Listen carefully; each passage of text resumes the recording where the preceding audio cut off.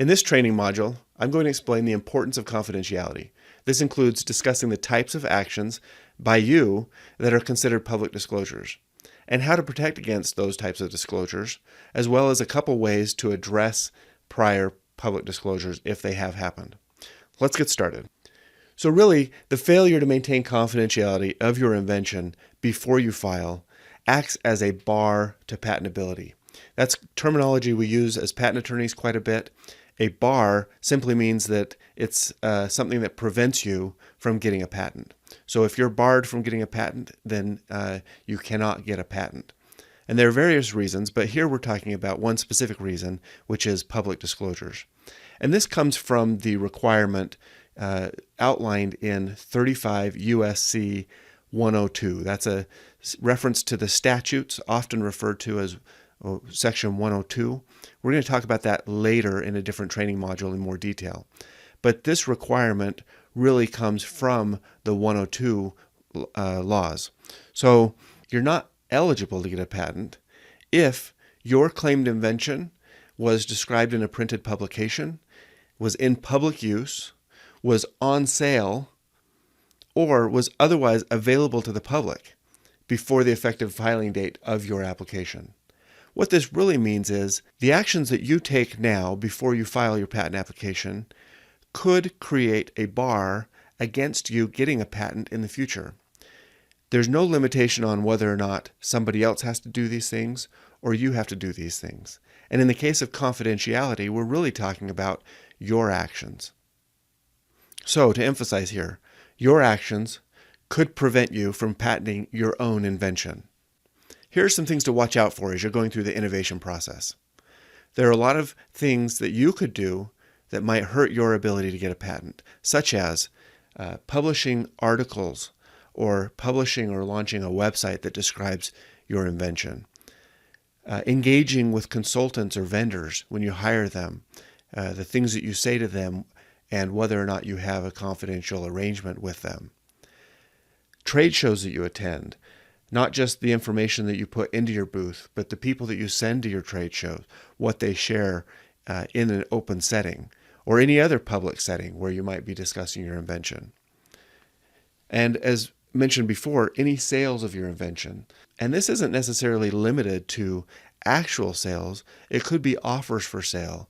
Notice that the language of the laws on the prior slide said on sale, not have sold or not sold, but on sale. Lastly, any discussions that you have about your innovation with anyone, including friends, family, investors, maybe your service providers, if you don't feel like you have a reasonable basis to expect confidentiality from them, then you might have issues with public disclosure in the future. Now, a word about that. As a patent attorney, I have a lot of people come to me and ask, Jeff, will you sign my non-disclosure agreement? The bottom line is you won't find a lot of attorneys who are willing to sign non-disclosure agreements. It's a lot of hassle, and it eats into the time that we could be spending helping you with your invention rather than billing you to review the documents that you gave us to sign. An NDA also is much less effective than other recourse that you have with an attorney. If an attorney were to disclose your invention, not that any attorney would want you to do this, of course, which is why it could be such an effective tool, but you would have the option to go to the bar and report them for disclosing confidential information when you were their client. Or if you're not their client, it would simply create a public hassle for them, and nobody wants that. You won't run into any attorneys, I don't believe, that will take your invention and do anything with it. Besides, they're working on a lot of different projects, like investors, right? Investors don't necessarily want to sign a confidentiality agreement because they look at a lot of deals, they work on a lot of projects, and they can't necessarily get tied up with one person who's shared some confidential information and happens to overlap with other clients or projects that they're working on. So you won't find a lot of investors or attorneys who want to sign a confidentiality agreement. So what can you do with scenarios where you want to keep something confidential? Well, if you're dealing with somebody who's willing to sign a non-disclosure agreement, sometimes also called an NDA or a confidentiality agreement, then go ahead and get one of those signed by the other party. You can do this with anybody. Sometimes we worry a lot about asking somebody to sign something. In the end, if you don't have a confidential relationship with somebody already and you ask them to sign and they're not willing to sign, my recommendation would be to move on. There are a lot of other people who will talk to you about it. Unless you're talking with, like I said before, attorneys or investors, somebody who's too busy in this realm to really look at everyone's information confidentially and sign their documents and review their documents and such. That being said, when you do sign an NDA, make sure that it protects your invention. Too many times I've worked with clients who come to me and say, hey, Jeff, I signed this NDA. Or Jeff, will you review this NDA for me? And when I look at it, it's completely one-sided. It protects the people who they're talking with 100%, and it doesn't protect them at all. So the inventors themselves are agreeing to hold confidential all the information they receive, but the people who are receiving the information from the inventor are not obligating themselves to any type of confidentiality. And for some reason, this isn't always apparent, but what you want to do is make sure that the obligations are either mutual, so that they apply to both the inventor, you, and the other party, or one-sided in your favor. I always opt for a mutual agreement simply because I believe both parties should be on even ground when going into a conversation. Also, make sure that the NDA that you sign has some type of end date. They're usually going to last between a year and 3 years or 5 years, something like that. There are restrictions on how long an NDA can last, and there are some scenarios that if the stated obligations are too burdensome or too long, it could actually invalidate the NDA. So you want to make sure that you're going in with something reasonable that makes sense for both parties.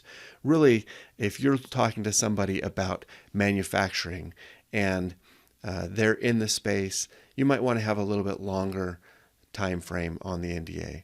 If you're talking to somebody about potentially doing some research on a very specific part of your invention, but not receiving an understanding of the entire invention, you might opt for a shorter term on your NDA. It really varies, but if you're in, it really varies. It really varies, but if you're actively pursuing your invention, you're going to move a lot faster in the next year or 2 years or 3 years than anybody else who just coincidentally received some information from you and might in the future have some interest in working on similar things. So as long as you're moving forward, I would say that your activity is much more important than securing an extremely long confidentiality period. So what do you do if you have made or potentially made a public disclosure? Well, in the United States, you have really a 1-year grace period. This is in the same Section 102 laws that we talked about before. If your invention was disclosed by you or by somebody who directly or indirectly derived it from you, then you have a 1-year period from that date of disclosure to file your application, and the patent office as well as courts in the future will deem that your disclosure did not bar you from getting your own patent. Now, be careful though, because while you may be protected in the United States, this will not protect you in foreign countries. Foreign countries almost exclusively use a different standard called the absolute bar, meaning anytime that you disclose something, however you disclose it, whoever you disclose it to, once a public disclosure has been made, you are no longer eligible to get a patent in that country. So even if you are pursuing an idea here in the United States and you're not sure if you want to get foreign protection in the future, the best thing to do is to not make a public disclosure, not have to rely on the 1-year grace period in the United States, because you won't be able to pursue patent protection in other countries. There's a second exception that's also available, but used much less frequently. It's a lot harder to show, and it's usually saved for when somebody gets into a bad situation during litigation. And let's say you've sued somebody for infringement. That person comes back and says, I may have infringed, but your patent is invalid because you had public disclosure before you filed your application. So there's a judge-made or court-made law called experimental use. And what this does is that it allows an inventor who's going through the invention process and trying to validate their technology to use, to have public disclosure if necessary as part of their innovation process. Now, let's make a clear distinction here, though, between validating the technology, whether or not the invention works as it's intended to work, as opposed to validating whether or not there's a market for your invention. Validating the market for your invention is not eligible under the experimental use exception. It's only whether or not you're validating the technology itself. So there's a list here of a bunch of factors, and there are more factors. We're not going to review them just for time's sake. Hopefully you won't have to get into this, but you should know about that going forward, that like the 1 year grace period, there's also an exception for experimental use in public if you happen to need it in the future.